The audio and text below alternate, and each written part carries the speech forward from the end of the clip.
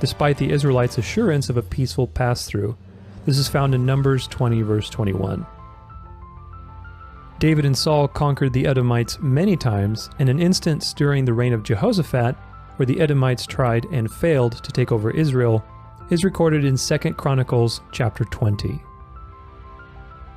Lastly, and perhaps most importantly, the Edomites allied themselves with Nebuchadnezzar during the Babylonian invasion and destroyed the first temple. This is documented in Psalm 137 verse 7. All of this history is important to understand for what comes next. Edom and Israel were mortal enemies, and Edomites had nothing to do with God, God's promises, or God's people. Remember that Esau married 2 Canaanite women, a union that God prohibited because the Canaanites had abominable practices, like sacrificing and eating their children, orgies, sorcery, ruthlessness, and basically everything that God hates, just as he says through the prophet Micah in Micah 1 verses 2 through 3.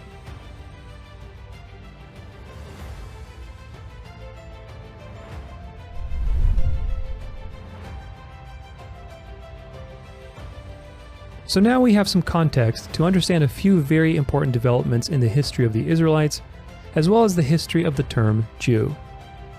Throughout the Israelites' tenure of the Promised Land, they frequently rebelled by intermarrying and abandoning God's laws.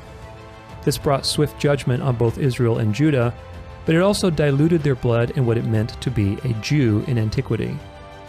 When the Persians allowed the Israelites to return to Jerusalem and their respective kingdoms, these places were already inhabited by Edomites and other tribes. The Israelites again intermarried and disobeyed God, and this forced the prophets and leaders of the time to make the Israelites abandon their wives and separate themselves. This is documented in both Nehemiah 9 verse 2 and Ezra 9 verse 2.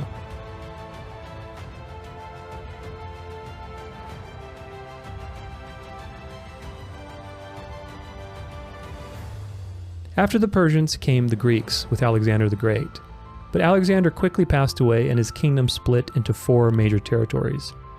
One of these territories, called the Seleucid Empire, ruled over the areas formerly held by Judah and Israel.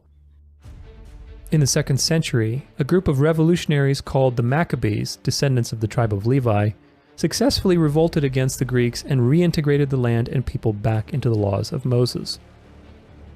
These reforms were a step forward, yet consistent with the countless compromises of their forefathers, the Maccabees, or Hasmonean dynasty, forced the surrounding Edomites to get circumcised and declare themselves Jews, rather than expelling them for having destroyed the temple and having aided the Babylonians in the past. All of this was done around the 2nd century BC,